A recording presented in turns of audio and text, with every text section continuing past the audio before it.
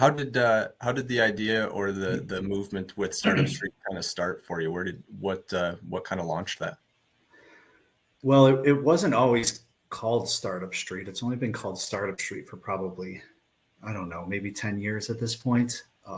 Had various other names before that as I was going through the natural ins and outs of the journey, if you will. But I don't know. I grew up working with my uncle doing construction and, working on houses and stuff like that. And I just really enjoyed, I liked the work, but I really enjoyed like just the thought of trying to grow things and organizing it and all that kind of stuff. And then when I was about 20, I think maybe 20, 21, I went out on my own and started, working solely for myself, doing a lot of that work. And then like anybody else, it's like, I went to school at MCC because I was like, I have a lot more to learn about business. I don't know what that is, but I know I have a lot more to learn. So I'm going to go start taking some night class and stuff. And I had this one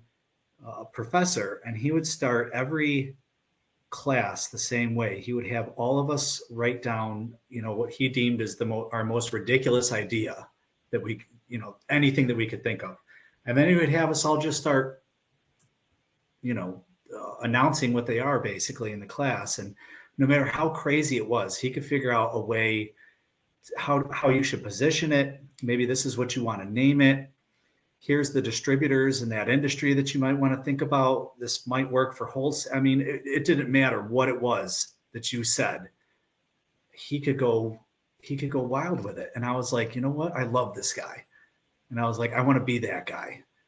And that's kind of what set everything in motion. And then, like most people, it kind of just starts the same. You're just looking for any kind of little odds and ends to do for people. When you're young, like I'll make your business cards for you and like just anything, right? And it's just kind of